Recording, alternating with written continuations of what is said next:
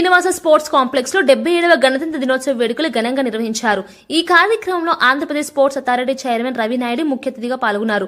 జాతీయ పతాకాన్ని ఆవిష్కరించిన అనంతరం క్రీడాకారులు, కోచ్లు, అధికారులు ఆయనకు గౌరవ వందనం చేశారు. ఈ సందర్భంగా రవి నాయుడు మాట్లాడుతూ 1950 జనవరి 26న భారతదేశం స్వాతంత్ర సార్వభౌమ గణతంత్రంగా అవతరించి న్యాయం, స్వేచ్ఛ, సమానత్వం, సోదర భావన విలువలతో ముందుకు సాగిందని చెప్పారు. గణతంత్రం, క్రీడలు రెండు క్రమశిక్షణ, న్యాయబద్ధత, సమాన అవకాశం, ఐక్యతను ప్రతిబింబిస్తాయని అన్నారు. క్రీడా మైదానంలో గెలుపు ఓటములు కష్టపడి సాధించిన ఫలితాలేనని చెప్పారు.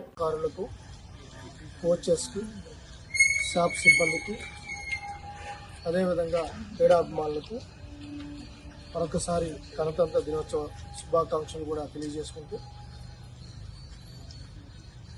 ఈ స్వతంత్ర భారతదేశంలో క్రీడా రంగం చాలా ముఖ్యమైన రంగం. మానసికంగా, శారీరకంగా దృఢమైన దేశంగా తయారవ్వాలన్నా, ఆరోగ్య దేశంగా రూపాంతరం చెందాలన్నా క్రీడలు కీలక భూమి పోషిస్తోంది. విద్యార్థి దశ నుంచి, స్కూల్ డేస్ నుంచి క్రీడల వైపు పిల్లల్ని మొగ్గు చూపేలా ఆంధ్రప్రదేశ్లో స్పోర్ట్స్ అథారిటీ, అదేవిధంగా విద్యా వ్యవస్థ పనిచేస్తుంది. ఇంకా మెరుగు చెందాల్సింది. ఇప్పటికే అనేక సంస్కరణలు తీసుకొని వచ్చాం.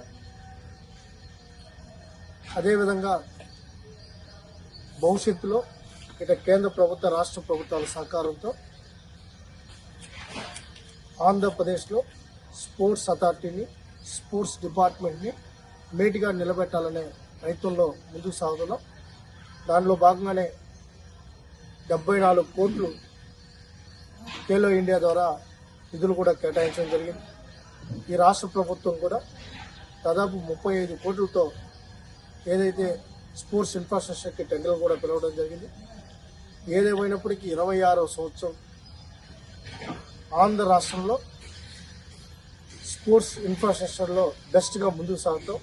ముఖ్యంగా తిరుపతిలో దాదాపు 120 కోట్ల విలువ చేసే భూమిని ఆంధ్రప్రదేశ్ స్పోర్ట్స్ అథారిటీకి గౌరవ ముఖ్యమంత్రి చంద్రబాబు నాయుడు గారికి కేటాయించడం, అక్కడ స్పోర్ట్స్ విలేజ్ రావాలి. విశాఖపట్నం, శ్రీకాకుళం, విజయనగరం, కాకినాడ, రాజమండ్రి, ఏలూరు, భీమవరం, అదేవిధంగా విజయవాడ, గుంటూరు, నెల్లూరు, ఒంగోలు, అనంతపురం, కర్నూలు, నంద్యాల అన్ని ప్రాంతాల్లో సమగ్ర అభివృద్ధికి దోహదపడేలాగా ఈ రాష్ట్ర ప్రభుత్వం స్పోర్ట్స్ అథారిటీ పనిచేస్తుంది. ఈరోజు సమర్థవంతమైన క్రీడాకారులు, క్రమశిక్షణ కలిగిన క్రీడాకారుడిగా తయారవడమే ముఖ్యం. ఇన్స్టెంట్గా ఏదో జంప్ అవ్వడం కాదు, నిజమైన క్రీడా స్ఫూర్తిని ఈ రాష్ట్రంలో ముందుకు తీసుకెళ్లాలని ప్రతి క్రీడాకారుని కోరుతున్నాం. అదేవిధంగా శాప్ సిబ్బందిని కోరుకుంటున్నాం. జై హింద్.